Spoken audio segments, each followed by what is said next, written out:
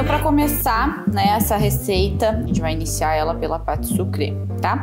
Pâte sucrée é uma massa seca, né, amanteigada da confeitaria francesa, um pouquinho mais adocicada, mas ela tem uma característica de crocância, né, muito predominante, principalmente pela técnica que a gente faz ela e também pela quantidade de gordura, né, de manteiga. Então, aqui a gente tem manteiga em cubo gelada, tá? A gente vai fazer a pâte sucrée pela técnica da sablage, né? Existem algumas técnicas, né, que a gente pode fazer a massa seca e uma delas é a sablage, que vem do nome sablé, que é areia em francês. Então a gente tem cubos de manteiga gelada aqui. Para essa técnica, a manteiga precisa estar gelada, tá? E todos os secos da receita vão entrar aqui junto, né, já de uma vez no bowl, tá? Então, ó, manteiga aqui em cubinhos gelada. Aqui eu tenho açúcar impalpável e cacau em pó, já estão peneirados os dois. Por que eu estou utilizando açúcar impalpável aqui, né? O açúcar impalpável é aquele que tem um pouco mais de amido, e tem amido na sua composição. Diferente do açúcar de confeiteiro, ajuda um pouco mais na estrutura. Mas se não tiver, pode ser o açúcar de confeiteiro também. Mas o principal aqui, né, do uso de açúcar impalpável de confeiteiro é pela característica de ele ser muito fininho, né? Ó, ele é bem fino, quase um pozinho, então ele vai deixar a nossa massa mais lisa, né? Se for um açúcar mais grosso, com uma granulometria maior, aí a nossa massa não fica tão lisinha, tão bonita no final, tá? Então, aqui eu tenho o cacau em pó, açúcar, o trigo, tá? Já entra todo de uma vez no início com a manteiga gelada. E o que vai acontecer na técnica da sablage? Como a gente tem a manteiga gelada, esses cubinhos, né, da manteiga vão impermeabilizar o trigo, né, os grânulos, né, do trigo, impedindo que haja desenvolvimento de glúten, tá? Por isso que a gente pode no início adicionar o trigo e começar a bater, né, começar a misturar, porque a manteiga gelada vai fazer essa impermeabilização do trigo e vai impedir o desenvolvimento do glúten. Se a manteiga estivesse amolecida, não ia acontecer isso, ia ter mais água, né, já no início da receita, porque ela iria estar mais derretida, né, e aí ia acabar desenvolvendo o glúten, a gente ia acabar com uma massa muito dura, né, muito firme, que retrai no forno também e que é dura de comer, tá? Então, por isso a importância também de conhecer esses ingredientes, como eles funcionam e por que a gente está fazendo assim. Então, agora a gente vai colocar esse batedor aqui folha, tá? Não pode ser o gancho, nem o outro globo, né? Porque a gente não quer aeração e nem sovar a massa. E agora, na velocidade mais baixa, a gente vai misturar até tudo formar uma areia úmida, tá?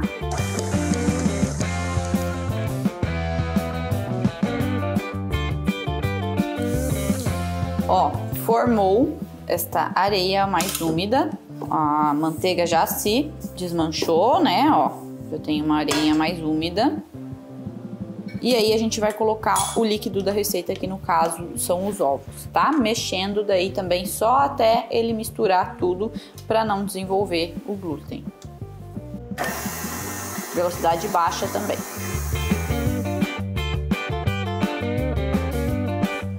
Ó, juntou tudo, tá? A massa virou uma coisa só, né? Ela gruda no batedor, ó. Aí eu posso parar de mexer, tá? Porque senão eu vou desenvolver muito glúten. Ó, ela tem que estar assim, macia, porém firme e não pode grudar nos dedos, tá? Ó, então agora eu tenho aqui a nossa massa, ó. Direto da batedeira, eu vou colocar entre duas folhas de papel manteiga, pode ser também um plástico mais grosso, né? Não tem problema, pode ser também. E eu já vou abrir ela antes mesmo de, na verdade, levar para gelar, né? Não vou colocar ela para gelar num bolinho, porque ela demora muito. Eu já vou levar ela para gelar aberta, que facilita muito, fica muito mais rápido, né, o processo. Então, ó, entre duas folhas aqui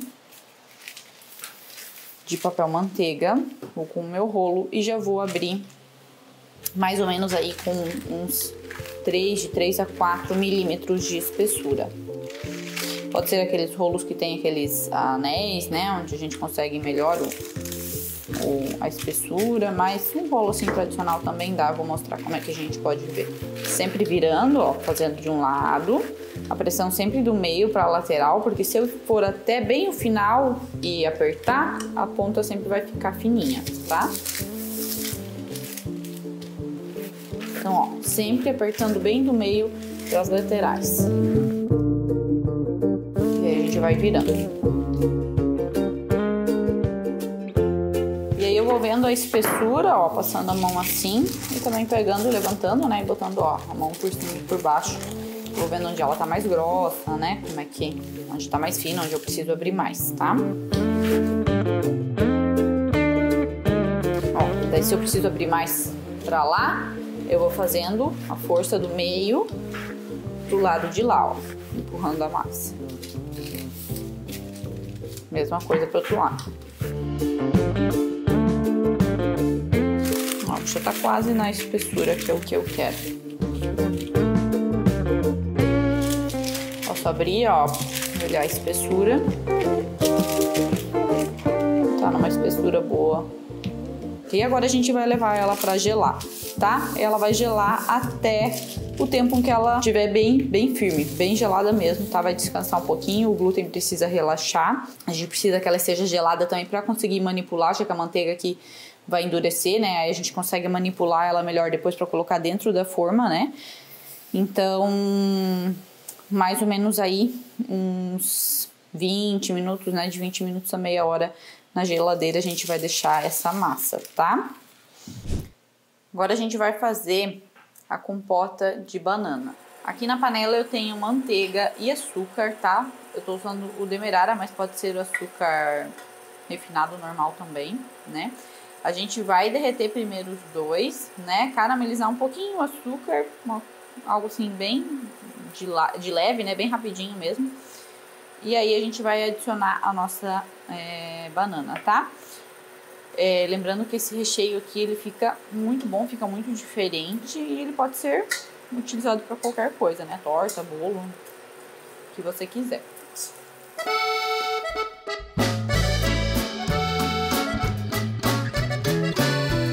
Ó, começou a dourar um pouquinho, eu vou adicionar a banana picada, ó, eu tenho aqui a banana picada e suco de limão.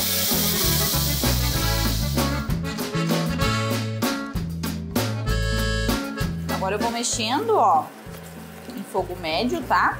De 3 a 5 minutinhos até a banana, né, já desmanchar um pouquinho mais, né, até esse líquido evaporar também um pouco. E aí a gente vai ter pronto a nossa compota de banana.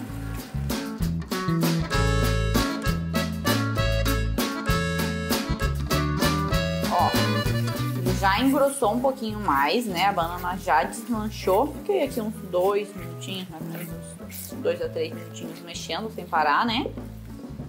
E aí já tá pronta a nossa compota. Essa é a textura dela. Ó, a massa já tá bem gelada, né? Bem dura, ó. E aí agora a gente vai colocar ela na forma, tá? Quero mostrar a forma que eu vou usar. Essa daqui é uma forma da Doupan, que se chama forma para torta salgada. Foi com esse nome que eu encontrei ela. Tem com fundo fixo também, eu prefiro, sabe? Do que o fundo removível para torta. Não precisa untar, porque tem manteiga suficiente na massa, né? Eu gosto dela porque ela tem... ela é mais retinha nas laterais, não tem aquele zigue-zague das formas de torta tradicional, mas poderia ser uma daquelas também, tá? Então agora a gente tem que trabalhar rápido com a nossa massa, né? Ela começa a aquecer por causa da manteiga. Então, ó, passamos a mão de um lado, do outro, puxa o papel manteiga de um lado para soltar, vira, puxa do outro. Deixa eu ver como é que ela tá. Ó, já tá começando a amolecer, tá? E agora a gente vai usar então a técnica da ponçagem, né, para colocar aqui na nossa forma a massa, tá? Eu vou pegar ela inteira, ó, e vou colocar aqui por cima. E agora eu tenho que ter cuidado, porque se eu coloco ela muito gelada e empurro, ela quebra. Ó, por exemplo, ela tá meio gelada ainda.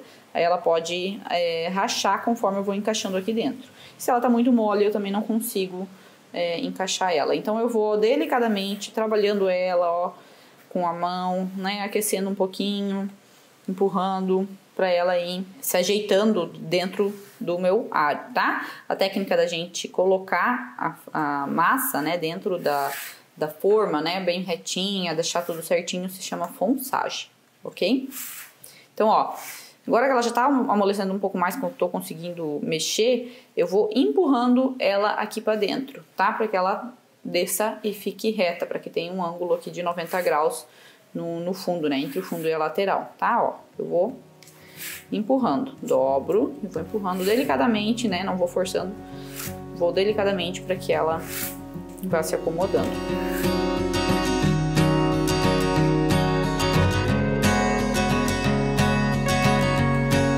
Ó, e assim eu vou empurrando, ó. Daí, quando eu sinto, né, que ela chegou bem no fundo, daí eu empurro e grudo na lateral, ó. Vou fazer por esse lado, acho que é mais fácil. Vai, empurra. Quando eu sinto que ela formou o ângulo, aí eu grudo ela na lateral. Essa é uma característica, né, das tortas e das tartes francesas, ser bem, né, bem retinha, bem certinha. Então por isso que a gente faz a fonsagem dessa forma. Existe uma outra técnica, né? Essa aqui é a fonsagem tradicional, onde a gente pegou a massa inteira, né, e colocou aqui na nossa forma de torta. Mas existe uma que é a fonsagem por tiras, né, onde a gente vai cortar o fundo e depois cortar tiras nas laterais e grudar, tá? Ela forma um ângulo bem legal também, bem certinho entre o fundo e a lateral da forma, tá? Mas eu gosto de fazer mais para tarteletes e tal, para essa forma, ou forma que é um aro só que não tem fundo, né? Que é só as laterais, também funciona legal, mas para essa aqui que tem fundo, a fonsagem tradicional funciona melhor. Ó, agora mais uma vez eu só tô dando uma última empurradinha.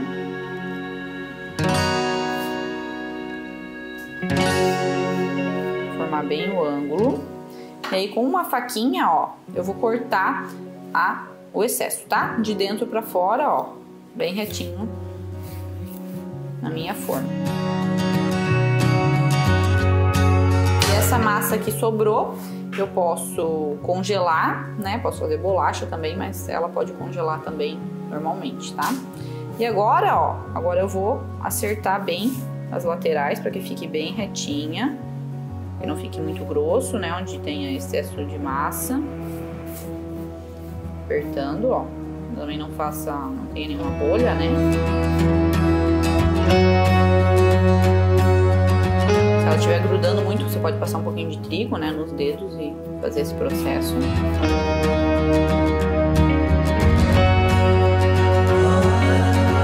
E agora o que subiu, né? De massa, de excesso de massa, eu vou novamente cortar com a minha faca, ó.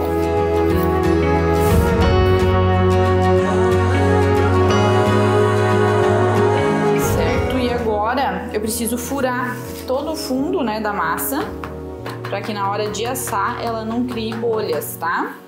Ó, pode ser com garfo, né? Pode ser com essa faquinha. Ó, bem furadinha.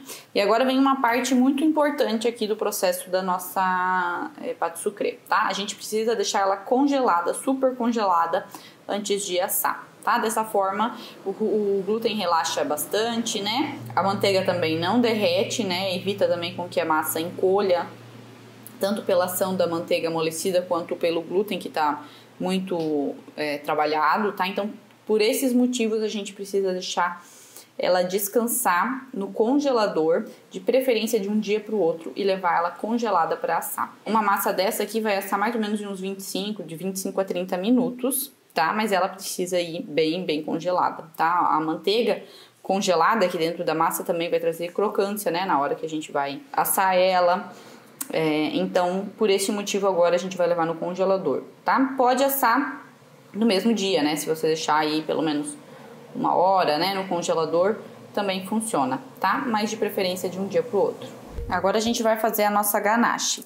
Aqui na panela eu tenho creme de leite fresco, e mel, tá? Você pode utilizar a nata diluída com leite, né? Você pode utilizar o creme de leite de garrafinha. O importante é que chegue numa proporção aí de gordura, né? De 35%, certo? Entre 30, né? Entre 30 e 35%. O mel aqui, ele é um açúcar invertido natural, né? Feito pelas abelhas e ele ajuda aí na cristalização, né? Para evitar a cristalização da nossa ganache, né? Também em brilho, também ajuda, em textura, né? Então, nesse sentido aí que a gente está utilizando, por isso que a gente está utilizando o mel aqui nesse preparo. Vou aquecer o creme de leite com o mel. E o importante é não deixar essa mistura ferver, porque senão a gente perde líquido e aí vai perder também a estrutura da nossa, né? E a textura que a gente quer para nossa ganache, tá?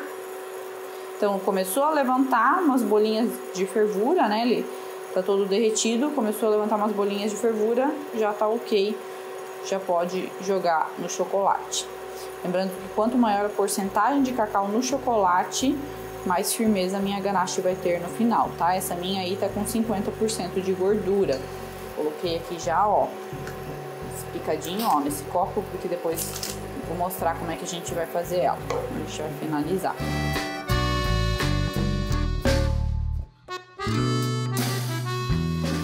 Começou, né, a levantar as bolinhas de fervura, eu desligo, tá? E agora aqui, ó, coloco direto em cima do meu chocolate.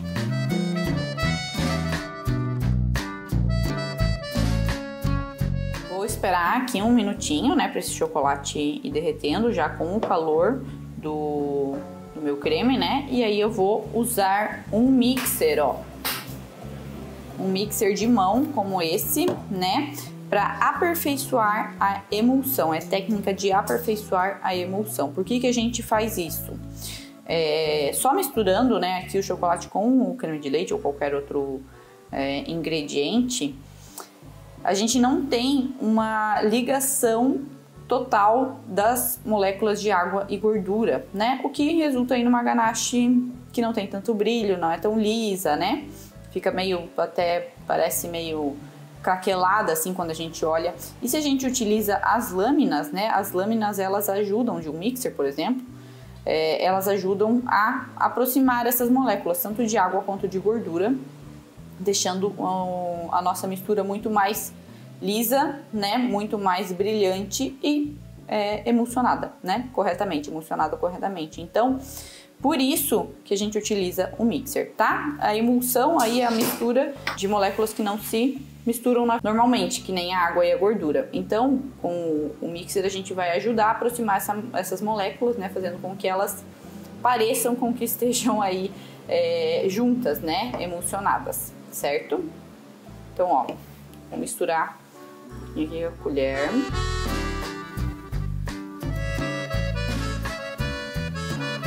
O que a gente precisa, né, é a fricção do mixer. Pode ser um fouet também, mas o mixer ele sempre vai ter um resultado melhor, tá?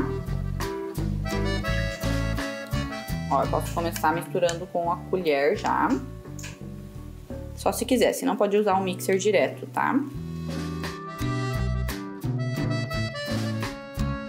Ó, além de ele ter uns pedacinhos, né, de chocolate que não derreteu ainda, ó, pode ver que ela não está tão lisa assim. Ó, quando eu coloco a colher contra a luz, parece que tá um aspecto meio craquelado, tá? Que a gente vai consertar fazendo a técnica aí de aperfeiçoar a emulsão com esse mixer, tá? Então, ó, a gente entra com ele de lado, porque a gente quer evitar bolhas aqui, né? Mais bolhas também, menos liso o nosso creme vai ficar. Então, ó, entra com ele de lado. Chega no final, a gente deixa ele retinho, ó, e dá uma batidinha para sair qualquer bolha de ar. E aí eu posso ligar. Então, eu vou evitar ficar subindo e descendo com esse meu mixer, tá? Porque senão eu vou adicionar ar. Ó, eu posso botar ele meio de lado e posso ir virando o copo, ó. E ele mesmo já vai lá no fundo, ó, puxando todo o chocolate. Ó, Olha o resultado dessa ganache, muito mais lisa, né? Muito mais brilhante, cremosa. Ó. Tá? Com a emulsão correta, né? Isso vai fazer o quê? A gente vai ter um produto com validade maior, muito mais cremoso, vai diminuir a sensação de gordura na boca, tá? Untuoso.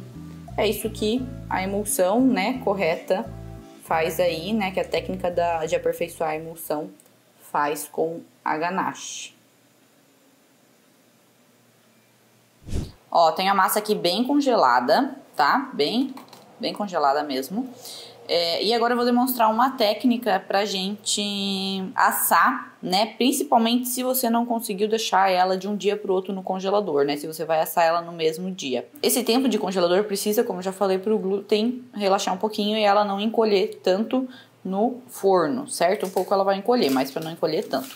Então, se você não conseguiu, né, deixar ela esse tempo todo no congelador, a gente vai utilizar a técnica do peso. Que é o que? O papel manteiga, de preferência esse que é mais encerado, tá? Que não gruda tanto, senão ele é capaz de arrancar pedaços da massa, tá? Ó, a gente coloca ele, faz bem aqui, né, a quina. E aí a gente vai colocar um peso, pode ser feijão, pode ser arroz, né? Pode ser o que você tiver, ou até aquelas, tem umas bolinhas específicas para isso, né, de cerâmica, para panificação, né, para confeitaria, pode ser também, tá? Mas eu uso feijão e daí, claro, eu só uso feijão várias e várias vezes só para isso depois, né?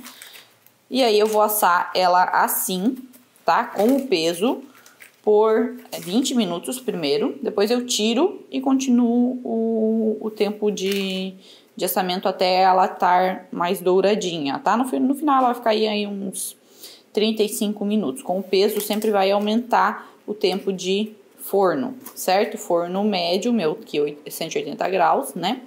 Primeiro eu vou deixar uns 20 minutos, aí eu vou tirar e continuo assando ela sozinha depois, tá? Com o peso, ela ficou no total aí 35 minutos, tá? 20 com o peso e 15 sem. Ela pode criar meio que uma barriguinha quando ela sai do forno. Então, você tem que aproveitar enquanto ela tá quente ainda e dar uma empurradinha, tá? Dá uma empurradinha ou colocar até o peso de novo, ó, pra ela descer essa barriguinha pra ela não ficar torta, tá? Ó, enquanto ela tá quente dá pra fazer isso. Só um pouquinho, não precisa deixar muito tempo, né? Só pra ela voltar.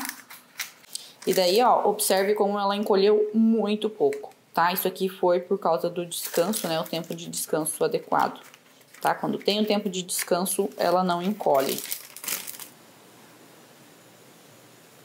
Ó, já ficou retinha. E agora, ela vai esfriar, tá? Vai esfriar um pouquinho e aí a gente consegue desenformar já e consegue rechear. Então, agora a gente vai montar a nossa torta com a massa já fria. A gente vai colocar primeiro o doce de leite. Pode ser qualquer doce de leite que você tenha preferência. Pode ser pronto já de mercado, pode ser o de leite condensado cozido, né, lá na latinha. Não tem problema. O interessante sempre é que seja um doce de leite mais firme, que ele não seja tão fluido, né? Ele vai ficar daí, vai ter um corte mais bonito, uma estrutura melhor na nossa torta. Então, vou passar uma camada em toda a base da torta. Eu vou passar essa camada aí de doce de leite.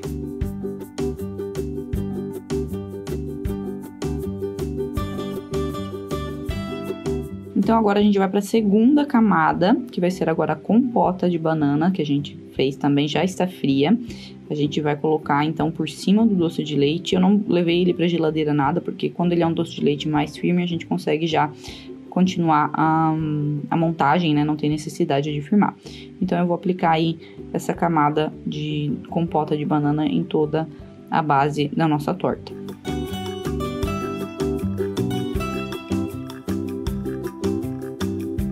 E por último, eu vou colocar a nossa ganache. Acabamos de fazer essa ganache, então ela vai ser a última camada da nossa torta, tá? Ou a terceira, né? Vai mais uma ainda que vai ser o chantilly, obviamente. Mas agora a gente vai colocar então essa ganache fluida por cima da nossa compota de banana. e vamos espalhar para deixar bem lisinho. Aí a gente vai alisar e vamos levar para gelar. Agora sim a gente precisa levar para geladeira. A gente precisa que esse chocolate firme, né, que ele cristalize, e a gente consegue finalizar a nossa torta banoffee com o chantilly, tá? Então agora é o momento que ele vai precisar pelo menos aí de 2 a 3 horas na geladeira. Agora eu vou fazer o chantilly pra gente cobrir, né, a nossa torta. Aqui eu tenho nata, né, que é um creme de leite fresco com um pouco mais de gordura. Ele tem em média aí 45% de gordura, por isso que eu diluí ele um pouquinho com leite, tá? Eu tô utilizando aqui a nata na proporção 80-20, né, 80% de nata para 20% de leite. Pode usar o creme de leite fresco de garrafinha, também normal, funciona nesse caso, tá? Açúcar e pasta de baunilha. E aí eu vou bater, né? Tudo bem gelado.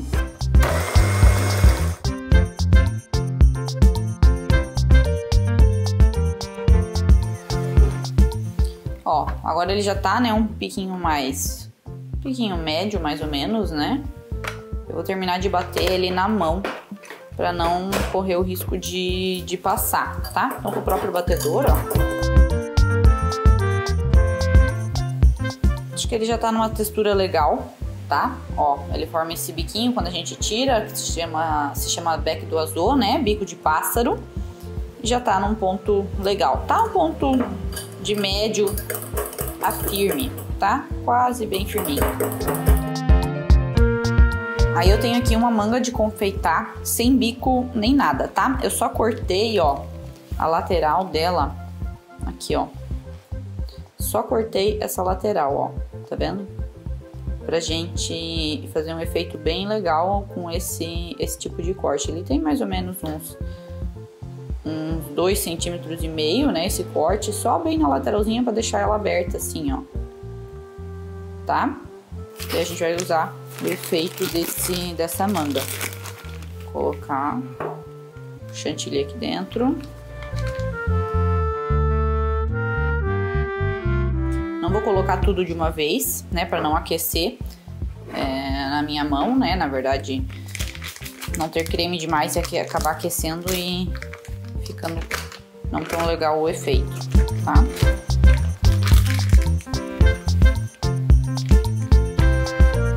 Ó, tanto assim primeiro. E aí a gente vai decorar daí a nossa torta.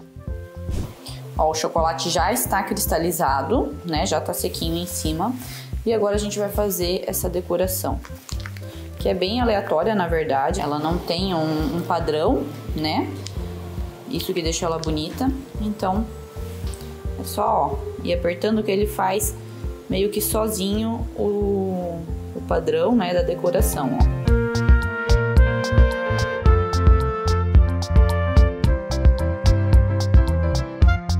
Agora, para finalizar, eu vou polvilhar em cima um pouquinho de canela em pó e de cacau em pó também.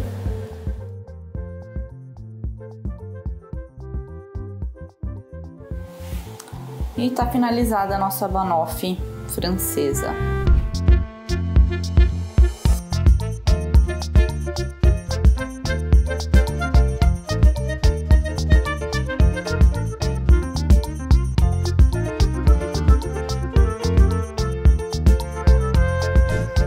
Se você gostou desse conteúdo e quer saber ainda mais como funciona esse mundo sem leite condensado da confeitaria, então eu quero que você clique no link da descrição desse vídeo. Lá você vai conhecer todos os meus cursos dominando e como fazer doces incríveis e deliciosos sem precisar virar refém do leite condensado.